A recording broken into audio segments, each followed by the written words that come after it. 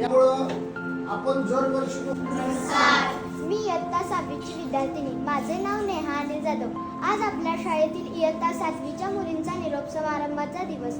त्यांनी आम्हाला अभ्यासामध्ये, खेळामध्ये व इतर क्षेत्रामध्येही खूप मदत केली.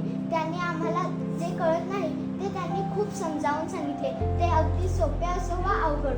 त्यांच्यासाठी मी त्यांचे खूप आभार मानते व त्यांना पुढील वाटचालीत शुभेच्छा देऊन मी थांबते. धन्यवाद. मी इयत्ता 6वीची विद्यार्थिनी.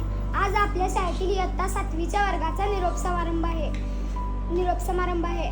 त्या मुली इतक्या चांगल्या आहेत की आम्ही जरी मैदानावर लागलं तर आम्हाला मलमपट्टी करण्यात पुढे असायच्या. प्रत्येक कार्यक्रमात पुढे, खुर्च्या मांडायला, टेबल ठेवायला सगळ्यात पुढे.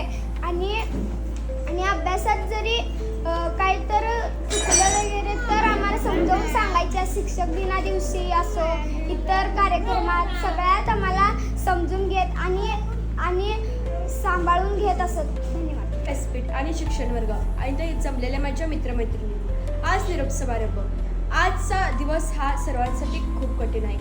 आजचा दिवस आपल्या प्रवासाचा एक महत्त्वाचा टप्पा पूर्ण करतो. निरोप म्हणजे आपण निरोप घेत नाही तर आपण पुढच्या टप्प्यात जातो. निरोप हा शब्द जरी उच्चारायला सोपा असला तर त्याच्या मागे भावना आणि आठवणी दडलेल्या असतात.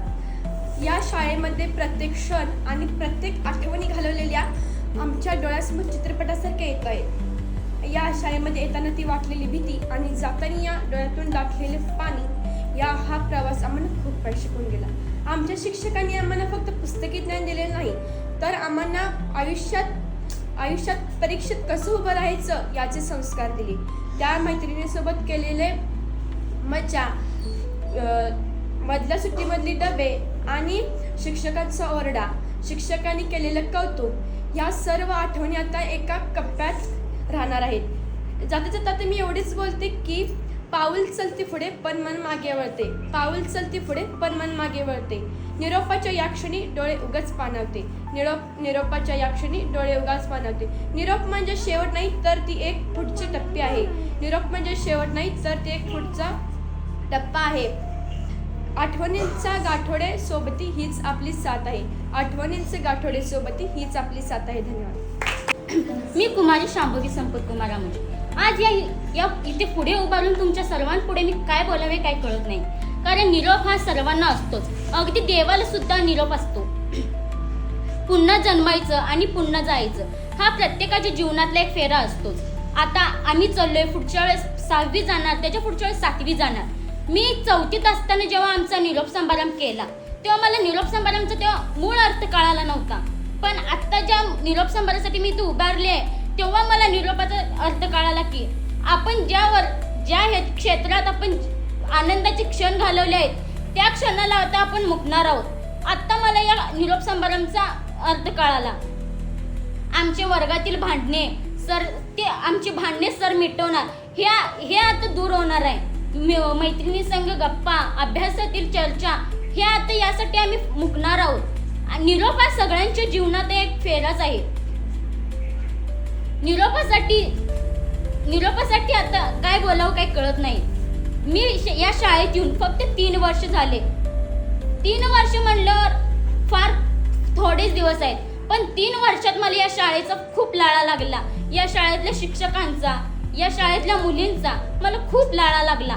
मी जेव्हा घालवाडला कशासाठी तर येत असते तर आपल्याच या शाळेतील मुली मला येता जाता दीदी दीदी म्हणून हाक मारतात.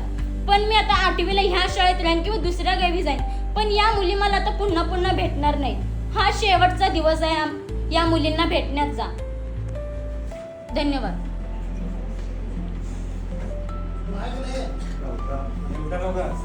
गेले 6 महिने इथे 1 तारखेला मला 6 महिने होतात या ठिकाणी मी काम करतो.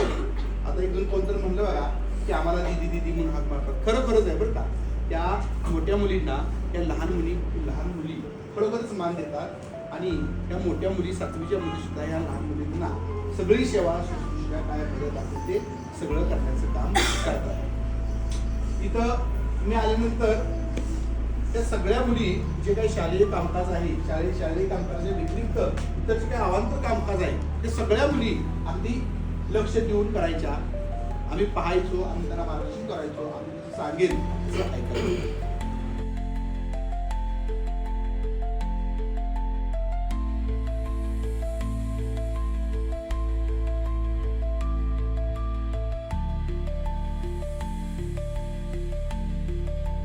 एक कार्यक्रम आहे हा. जसा निरोप देताना तुम्हाला तुमचं अंतःकरण जड होत आलं तसं मला सुद्धा गैवरून आलंय. कारण ज्या वेळेला तुम्ही तिसरीला होता आणि मी इथं पहिल्यांदा आलेलो, आज त्या मुली बघता बघता माझ्या पुढं एवढ्या लहानाच्या मोठ्या कधी झाल्या आणि त्यांच्यामध्ये जे झालेले बदल, लहान असताना काही चुका असायच्या, आम्ही ओरडायचो आणि त्या त्यांनी सहज, आम्ही कधी तर त्यांना फटके मारले, कधी रागवलो, तर त्यांनी कधी म्हणजे आमचा रागराग केला नाही.